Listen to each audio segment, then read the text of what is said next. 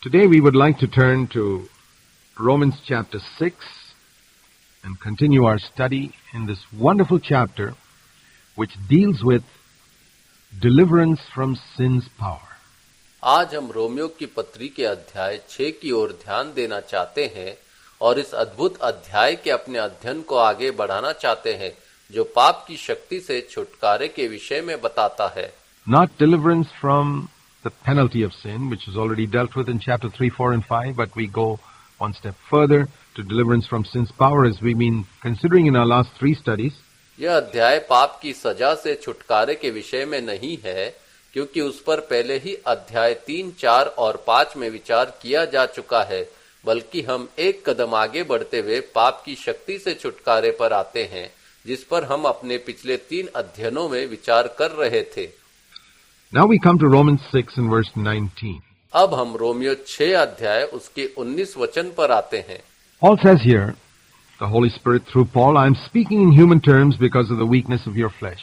पौलुस यहाँ कहता है या कहे कि पौलुस के द्वारा पवित्र आत्मा कहता है, मैं तुम्हारी शारीरिक दुर्बलता के कारण मनुष्य की रीति पर कहता हूँ.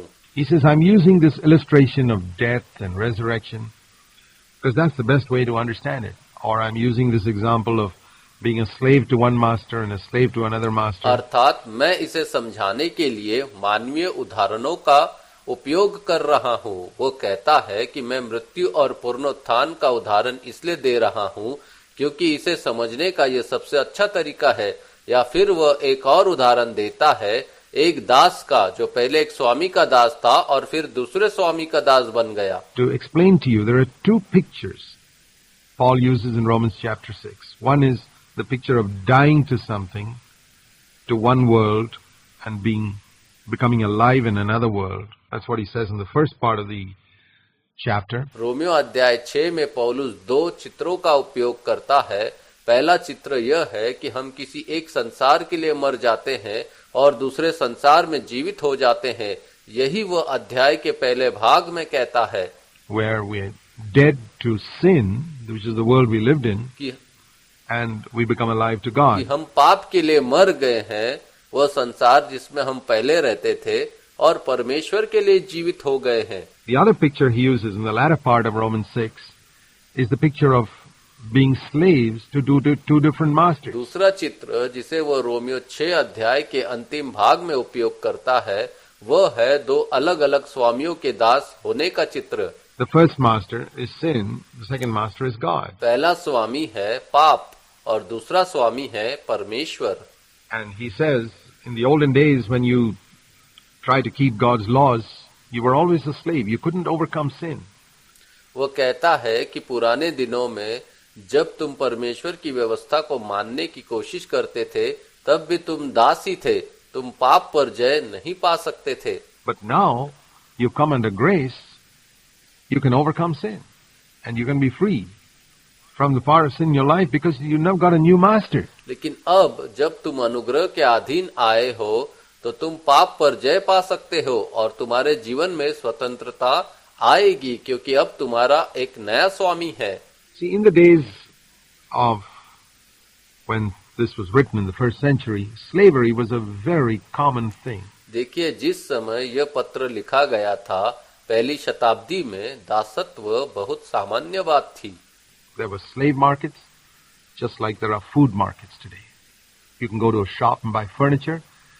In those days you could go to a marketplace and buy a slave, just like you bought furniture. जैसे आज खाने पीने के बाजार होते हैं, वैसे ही तब दासों के बाजार हुआ करते थे. जैसे आज आप किसी दुकान में जाकर लकड़ी की बनी हुई वस्तुएं खरीद सकते हैं, वैसे ही उन दिनों आप बाजार में जाकर एक दास खरीद सकते थे. ठीक वैसे ही जैसे आप लकड़ी की बनी हुई चीजें खरीदते हैं. And that slave would be your property, just like a sofa would be your property if you bought it. And if you got a sofa at home, you could paint it black or blue or break it up. Nobody could question you. It was yours. And if you got a slave at home, you could ill-treat that slave, you could kill that slave, and nobody would question you. It was just as much your property. वह दास आपकी संपत्ति बन जाता था. ठीक वैसे ही जैसे यदि आपने एक सोफा खरीदा तो वह आपकी संपत्ति होता है. यदि आपके घर में एक सोफा हो तो आप उसे काला रंग दे या नीला रंग दे या उसे तोड़ दे, कोई आपसे सवाल नहीं करता, क्योंकि वह आपका है। उसी प्रकार यदि आपके घर में एक दास हो तो आप उसके साथ दुर्व्यवहार कर सकते हैं, यहाँ तक कि उसे मार भी सकते थे, और कोई आपसे सवाल नहीं करता था, क्योंकि वह आपकी संपत्ति माना जाता था। So when a person was a slave to X, जब कोई व्यक्ति स्वामी X का दास होता था, Mr. Y could go to X and pay the money and buy a slave, just like you can go to somebody's house and buy second-hand furniture that he's selling. You could go and buy a slave from somebody else. तो स्वामी Y X के पास जाकर मूल्य चुका सकता था और उस दास को खरीद सकता था, जैसे आज कोई किसी घर जाकर उसका पुराना लकड़ी के बना हुआ वस्तु खरीद सकता है, वैसे ही उस समय कोई दूसरे व्यक्ति से उसका दास खरीद सकता था। Now this is how Jesus bought us on the cross. That's what the Bible says. The word redemption means purchase. यही तरीका है जिससे यीशु ने हमें क्रूस पर खरीदा। बाइबल यही कहती है, उद्धार शब्द का अर्थ है खरीदना। And Jesus purchased us from the slave market of sin. और प्रभु यीशु ने हमें पाप के दासों के बाजार से खरीदा। We were slaves to sin. All of us. All humanity, the entire human race. हम सभी, आप, मैं, पूरी मानव जाति पाप के दास थे। Jesus paid the price and bought us. प्रभु यीशु ने कीमत चुकाई और हमें खरीद लिया। Now once a slave is bought from his old master X, Y has bought him. अब जब एक दास अपने पुराने स्वामी X से खरीदा जा चुका है और Y उसका नया स्वामी बन गया है, Why does this slave have to go back to X's house to serve him anymore? I mean, that's stupid. तो उस दास को फिर से X के घर जाकर उसकी सेवा क्यों करनी चाहिए? यह तो मूर्खता है। He's now been bought by Y. Y has paid the price. But Y is such a good master that he doesn't force the slave to serve him like the former master X. उसे तो अब Y ने खरीदा है और Y ने कीमत चुका दी है, लेकिन Y इतना अच्छा स्वामी है कि वह उस दास को अपनी सेवा करने के लिए मजबूर नहीं करता, जैसे पुराना स्वामी X करता था। See, God is not like sin. God doesn't force us to serve him. देखिए, परमेश्वर पाप की तरह नहीं है। परमेश्वर हमें अपनी सेवा करने के लिए मजबूर नहीं करते। He wants us to serve him freely, happily. That's why he gives us freedom. वह चाहते हैं कि हम स्वतंत्र रूप से और आनंद के साथ उनकी सेवा करें, इसलिए वह हमें स्वतंत्रता देते हैं। Sin is not like that. Sin doesn't give you the freedom to serve God. Sin says you just got to obey me. The old master X is a tyrant. पाप ऐसा नहीं है। पाप स्वतंत्रता नहीं देता। पाप कहता है तुम्हें मेरी आज्ञा माननी ही होगी। पुराना स्वामी X एक अत्याचारी था। But the new master Y, he's a very gracious, loving man. God is a good God. He's a loving father. लेकिन नया स्वामी Y बहुत ही अनुग्रहकारी और प्रेमी है। परमेश्वर एक भले परमेश्वर है। वह एक प्रेमी पिता है। He paid the price and he bought us. He says, now, I'm speaking in human terms because of the weakness of your flesh. Just as you presented your members as slaves to impurity and to lawlessness, your old master, Romans 6:19, resulting in further lawlessness.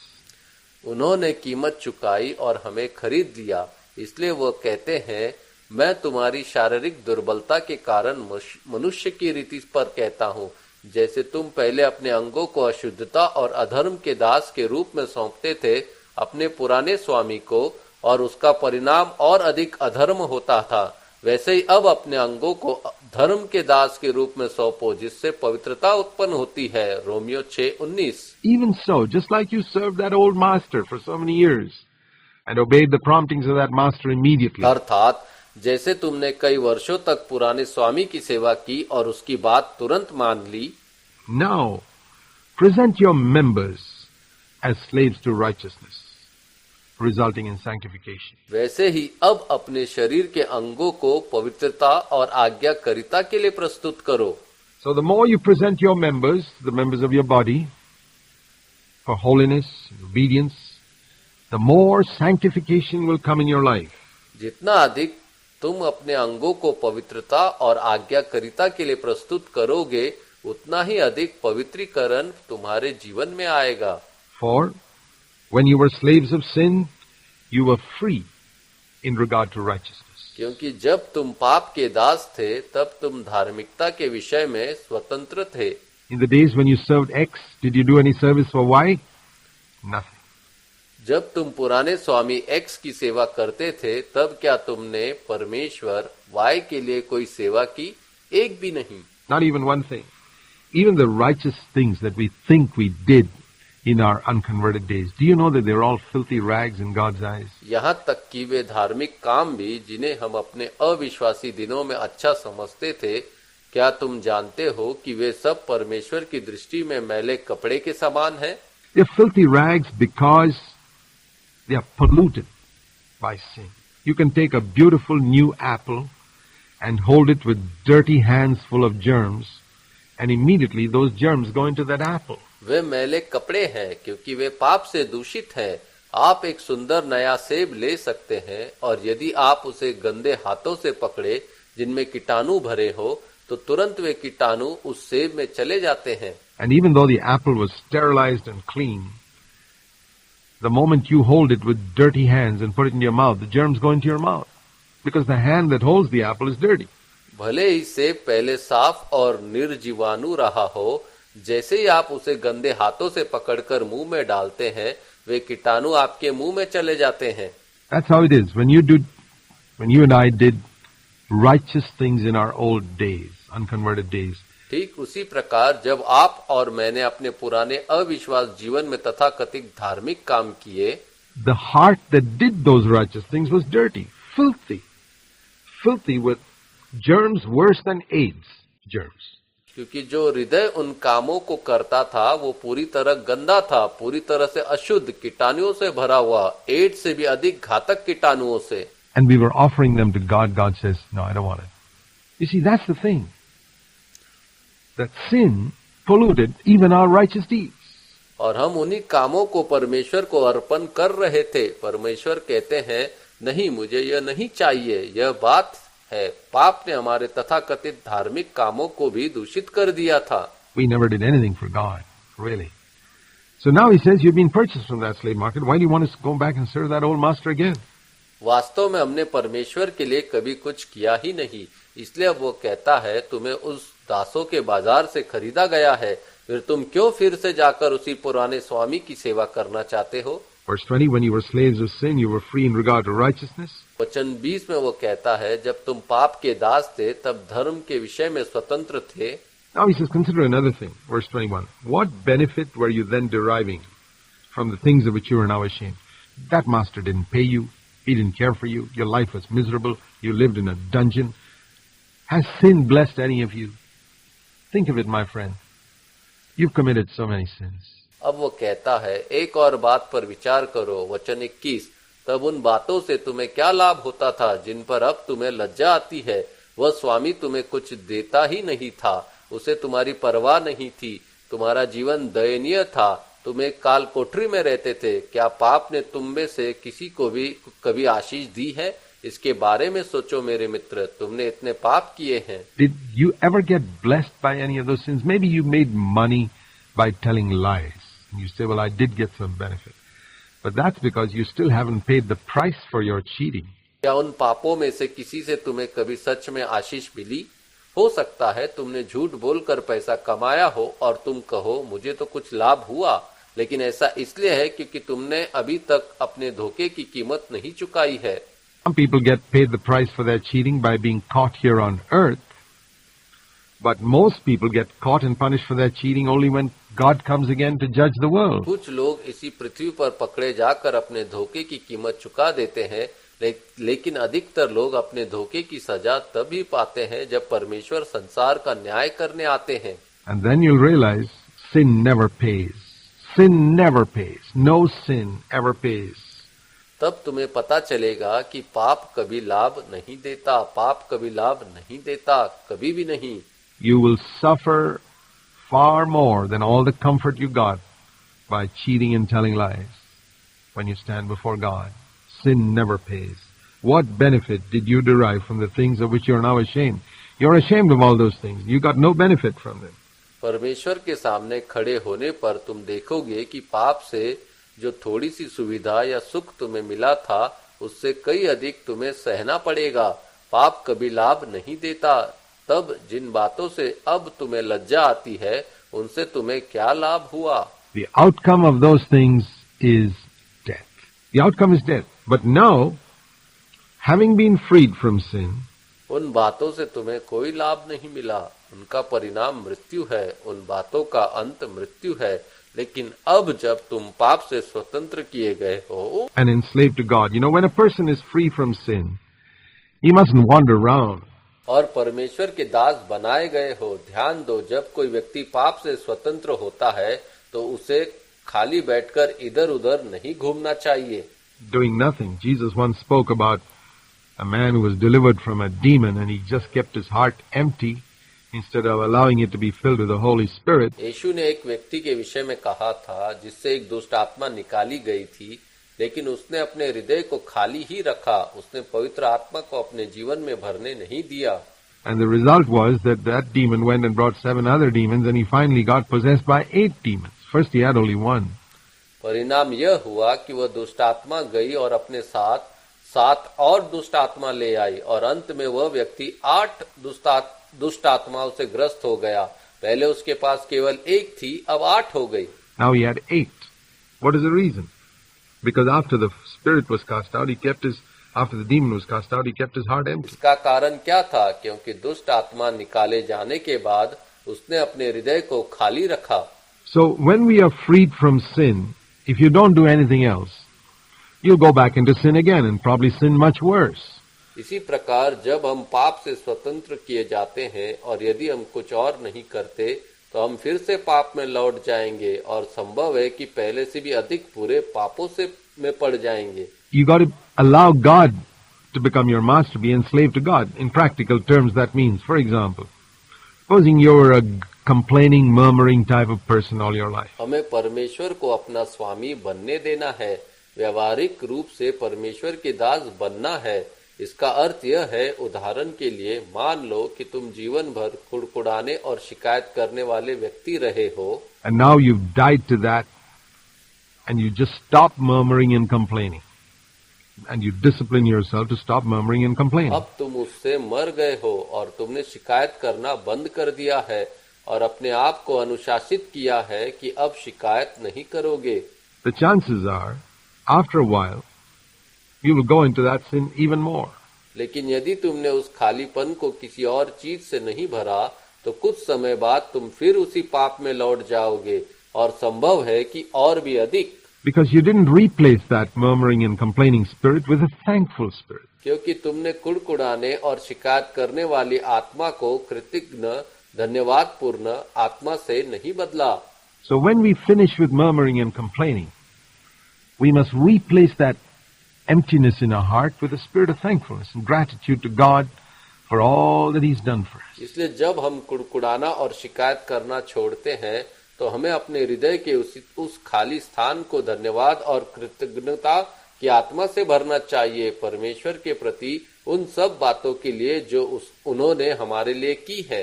Then the spirit of murmuring and complaining can never come back. तब कुड़कुड़ाने और शिकायत करने की आत्मा कभी वापस नहीं आ सकती। So when we are freed from sin, we are to be enslaved to God, and then we do get a benefit.